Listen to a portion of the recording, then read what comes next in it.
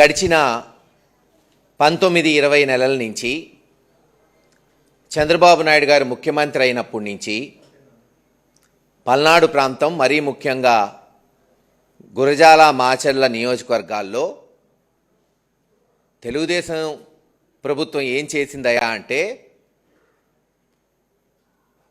హత్యలు, దాడులు, అక్రమ కేసులు, చివరికి వాళ్ళ పార్టీ వాళ్ళలో వాళ్ళ ఆధిపత్య పోరుకు చంపుకున్న వైఎస్ఆర్సీపీ నాయకుల మీద కేసులు.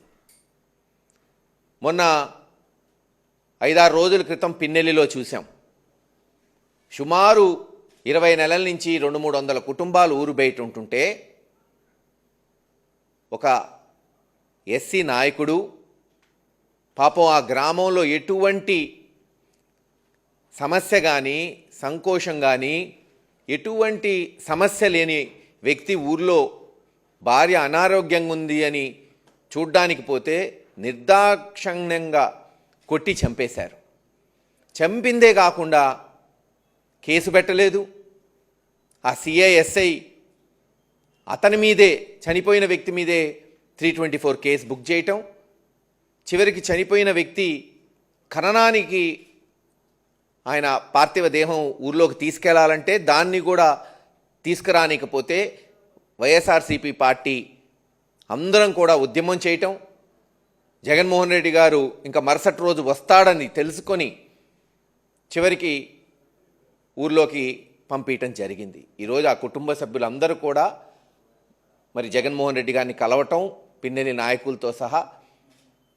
జగన్మోహన్ రెడ్డి గారు ఒకటే చెప్పారు, ఆ కుటుంబానికి అన్ని విధాలుగా అండగా ఉంటాం, ఈరోజు చేసిన సహాయమే కాదు రేపు అన్ని విధాలుగా ఆ కుటుంబాన్ని ఆదుకుంటాం అని వాళ్ళకి మాట ఇవ్వటం. తానే ఆ గ్రామంలోకి వస్తానంటే ఇక్కడున్న నాయకులందరూ కూడా హైకోర్టులో ఆ కేసు ఉంది, త్వరలో దాని మీద మరి తీర్పు రాబోతుంది. అలాగే ఊరు బయట వెళ్ళిపోయిన ఈ 200 కుటుంబాలు కూడా అక్కడక్కడ పంటలు వేస్తున్నారు. ఇప్పుడు ఆ పంటలు వదిలి వచ్చే పరిస్థితి లేదు కాబట్టి మేమందరం మళ్ళీ అందరం కలిసి వస్తాం సార్ ఒక రోజున మీ దగ్గరికి. ఆ రోజున గ్రామంలో పోయేటప్పుడు పెద్ద దిక్కుగా మిమ్మల్ని తీసుకొని పోతామని వాళ్ళు చెప్పడం జరిగింది జగన్మోహన్ రెడ్డి గారికి. అందుకే రేపు ఆదివారం సాల్మన్ గారి దినం.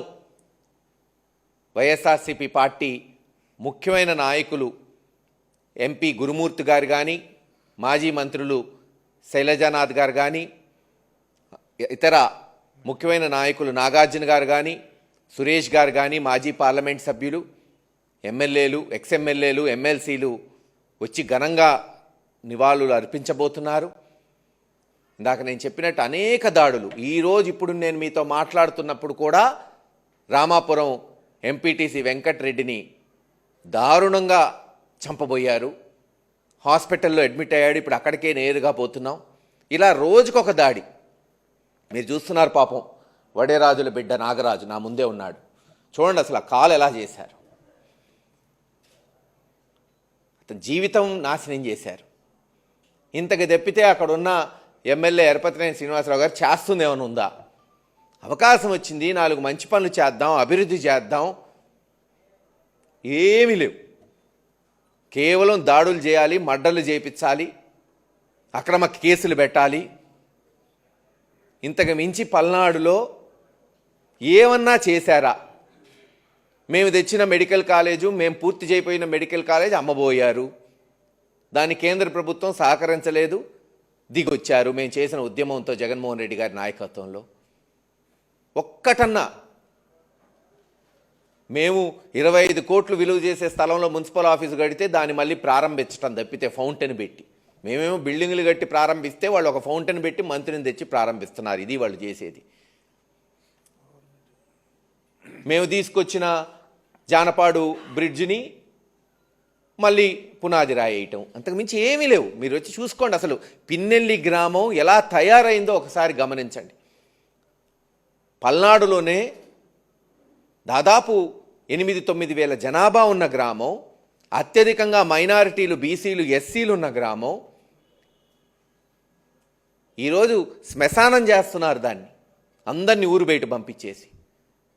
విచిత్రం ఏంటంటే వైఎస్ఆర్సీపీ నాయకులు ఒక 300-400 కుటుంబాలు బయట ఉంటే చాలామంది ఆ గ్రామంలో ఉన్న ప్రజలు, చివరికి కొంతమంది తెలుగుదేశం సామాన్యులు కూడా ఊరు బయట వెళ్ళిపోయారు. ఎందుకంటే పని లేదు, పొలాలు వేయనియట్లా. వ్యాపారస్తులు కూడా గ్రామం వదిలిపెట్టి వెళ్ళిపోతున్నారు, వాళ్ళోళ్ళు కూడా. చిన్నప్పుడు వినేవాళ్ళం, పాము తన గుడ్లను తానే తినిద్దంట, అట్టుంది తెలుగుదేశం వాళ్ళు చేసేది. దారుణమైన పరిస్థితి.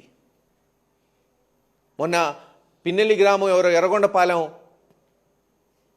పెళ్ళి చూపులకు పోతే వాళ్ళు అన్నారంట పిన్నెల్లి గ్రామం అయితే ఇవ్వమని. అది తెలుగుదేశం వాళ్ళు చేస్తున్న ఆ గ్రామాన్ని. ఖచ్చితంగా నేను ఒకటే కోరాను, మొన్న కూడా నేను కోరుతుంది ఒకటి. సరే అయింది, అయిపోయింది. ఒక బాధ్యత కలిగిన ఎంపీగా కృష్ణదేవరాయలు గారు, లేదు ఎమ్మెల్యేగా ఎరపతినేని శ్రీనివాసరావు ముందుకు రండి అబ్బా. రాజకీయం ఎప్పుడు ఇదేనా? చర్చించండి, ఎస్పీ గారు దాంట్లో కమిటీ వేయండి, శాంతియుత వాతావరణం తీసుకురండి, ఎవరు తప్పు చేసినా శిక్షించండి. కొత్త రాజకీయ వరవడికి నాంది పలకండి అంటే ఎవరు ముందుకు రావట్లా.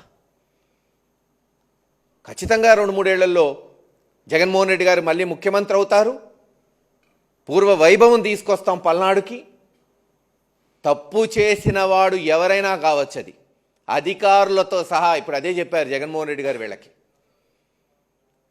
కేవలం తప్పు చేసిన నాయకులనే కాదు, ఈసారి తప్పు చేసిన అధికారులకు కూడా శిక్షలు పడేటట్టు చేయబోతోంది వచ్చే జగన్మోహన్ రెడ్డి గారి ప్రభుత్వం. తప్పకుండా హైకోర్టులో, హ్యూమన్ రైట్స్లో, ఎస్సీ/ఎస్టీ కమిషన్లో మా పోరాటం కొనసాగుతుంది. త్వరలోనే తీర్పు వచ్చిన వెంటనే, పంటలన్నీ చేతికొచ్చిన వెంటనే అందరూ కూర్చొని మాట్లాడుకొని ఓ రోజున చలో పిన్నెల్లి ఉంటుంది. జగన్మోహన్ రెడ్డి గారి నాయకత్వంలో మళ్ళీ అందరూ తమ తమ ఇళ్లకెళ్ళి ప్రశాంతమైన వాతావరణంలో ఎవరి పని వాళ్ళు చేసుకునేటట్టు, ప్రతిపక్ష పార్టీ అయినా బాధ్యత కలిగిన పార్టీగా ముందుకు పోతాం. ఈ కుటుంబాలన్నీ కూడా చేతనైన విధంగా ఆదుకుంటాం. రేపు ఆదివారం వైఎస్ఆర్సీపీ పార్టీ ఆధ్వర్యంలో సోలమన్ గారికి ఘనంగా నివాళులు అర్పిస్తామని తెలియజేస్తున్నాం.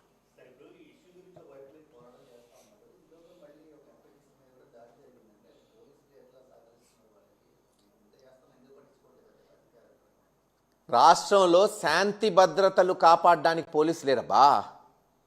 తెలుగుదేశం ఎమ్మెల్యేలు, ఎంపీలకి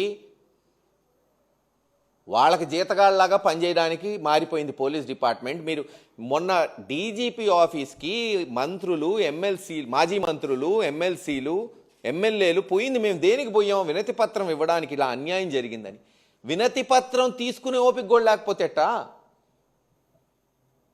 చచ్చిపోయినోడి మీద కేసు పెట్టడం ఎక్కడన్నా చూసామా? అసలు బాడీ, అరే మినిమం కదబ్బా, కనీస ధర్మం అది.